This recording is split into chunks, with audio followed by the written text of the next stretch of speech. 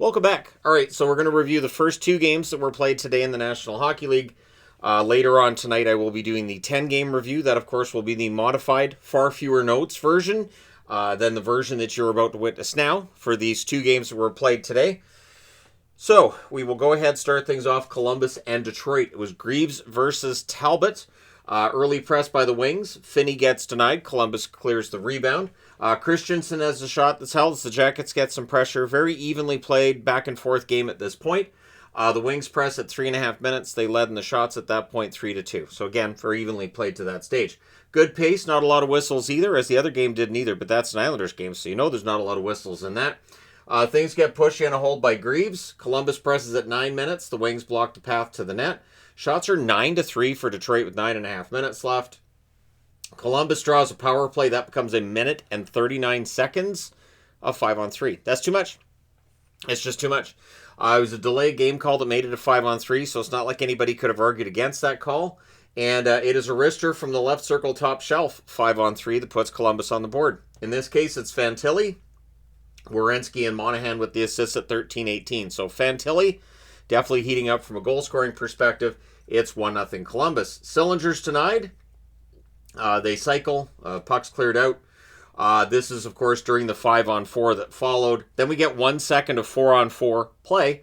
Then the Wings have the power play after that. Raymond has a chance that's saved. There's a near miss for DeBrincat. Everything gets killed off there.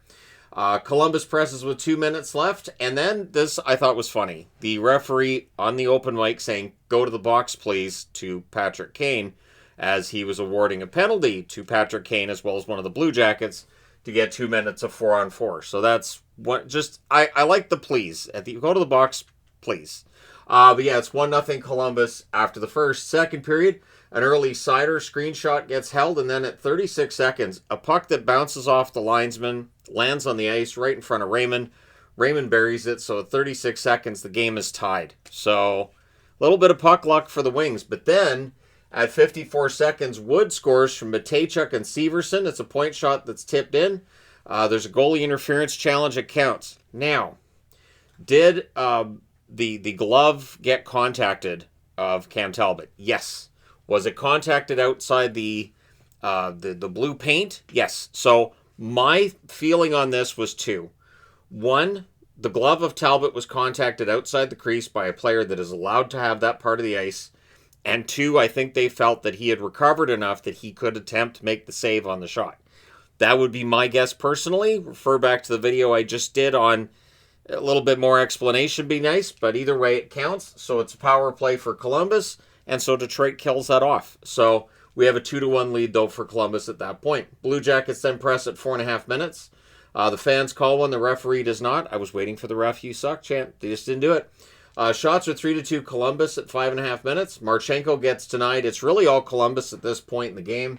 There's some pushing and punching on a hold by Talbot, who was very good, I thought, in this game. The Wings press at 8.5 minutes. They're kept to the outside. Things get pushy on a hold by Greaves. Van Riemsdyk fires one wide on a turnover opportunity. Columbus then clears that rebound.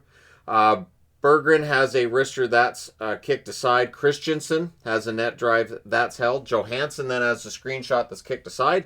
The teams trade rushes and turnovers. The Wings press in the final minute, but it's 2-1 Columbus after 2.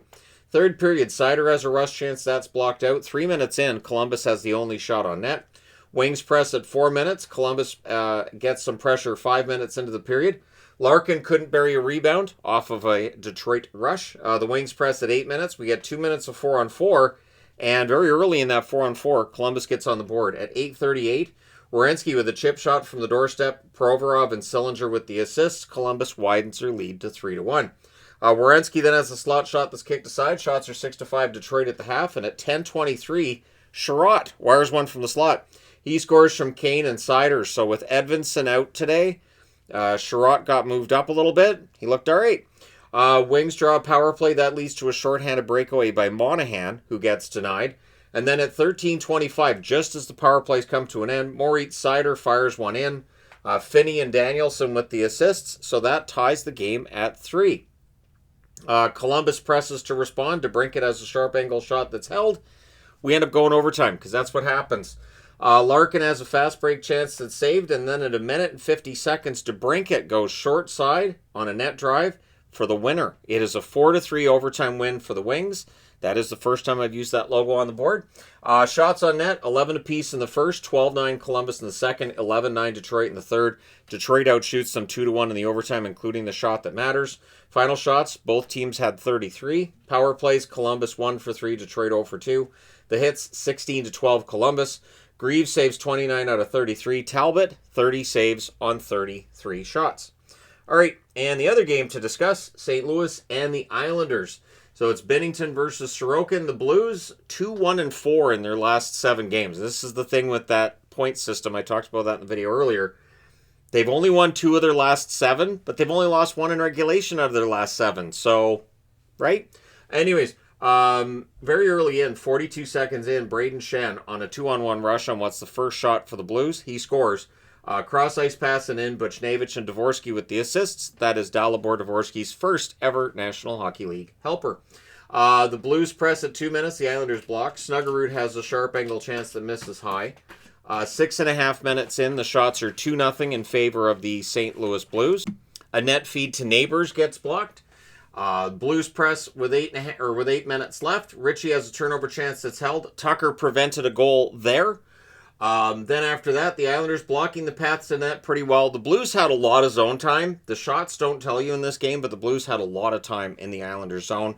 The Islanders did a good job of keeping them to the outside for the most part.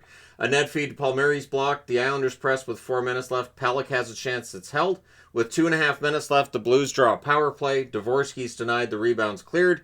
We end up with 34 seconds of 4-on-4. So after the first period, the score is 1-0 St. Louis.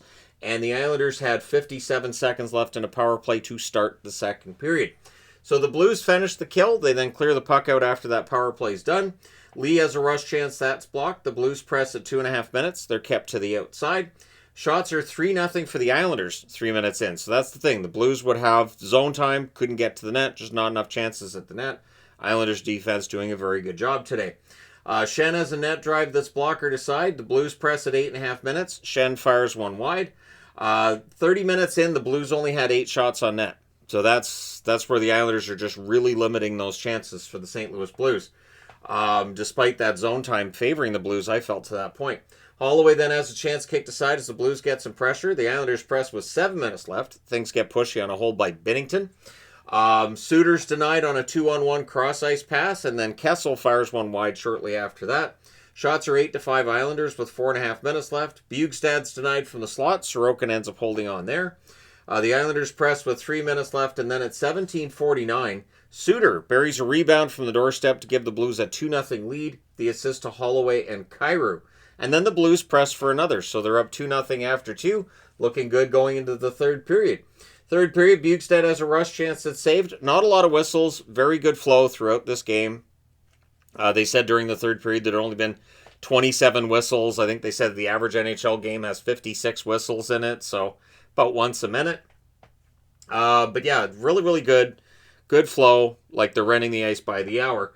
Shots are 2-1 for St. Louis at 5 minutes. That is often the case, too, when the game doesn't have whistles. You don't get penalties, obviously, and you don't get a lot of shots on net. Goaltenders don't have a lot of opportunity to hold the puck. Islanders press at 6.5 minutes. They're kept to the outside. Walker has a near miss via a 2-on-1 rush, and then the Blues get some pressure after that. Lee's denied on a rush. The Islanders get some pressure at the half. With 9 minutes left, the shots are 5-2 in favor of New York. Kyrou fires one wide on a rush, and then the next opportunity for Kyrou during that same shift gets held by Sorokin.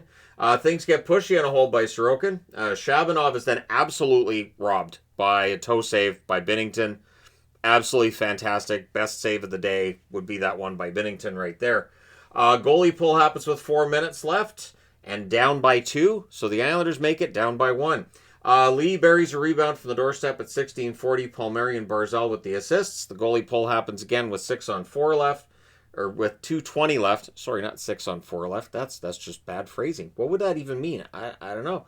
Talking to myself. Goalie pull with 2:20 left. The Islanders score, but it's waved off for goalie interference. The Islanders did come out of that with a 4-minute power play, though, because Falk, as he's trying to get up or falling down, high sticks the Islander player in the face. I did hear the Blues broadcasters debating it. You're responsible for your stick even if the whistle's gone. It doesn't really matter. It doesn't matter where you are. If it's a high stick, you high stick somebody, you're responsible for your stick unless it's a follow-through. If it's not a follow-through, it's a penalty. Doesn't matter if the whistle went, doesn't matter when it happened, it's a penalty. They reviewed it. They said, yep, that's a call. So I just wanted to clarify that because it did seem like the broadcasters were basically saying, well, the puck's already gone in. So, and I'm thinking, that wouldn't matter for a 4-minute high stick. But anyways, so that means it's a 6-on-4 for the Islanders, right? So Horvat has a one-timer that's caught and held. The Islanders would call a timeout with 26.8 seconds left. That 6-on-4 was with 2:06 left too. So they were almost through the power play at that point. And the Blues would hang on. Whatever was discussed during that timeout did not work for the Islanders.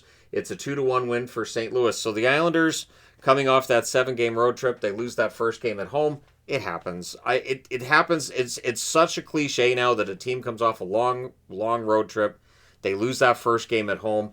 It's not really that big a deal. Shots on net, 6 apiece in the first, 11 apiece in the second, 12-5 St. Louis in the third. Final shots, 29-22 for the Blues.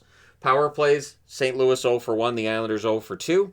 The hits, 22-20 for St. Louis. Binnington, great day for him, 28 saves on 29 shots, overshadowing a good performance by Sorokin as well, who saved 20 out of 22 at the other end. So there you go. You're caught up on the early games. The late games will be starting shortly, about half an hour's time here. So let me know your thoughts. Hit like and subscribe in the event you may not have done so already. Thank you guys so much for all your support. It's greatly appreciated. I will talk to you again soon.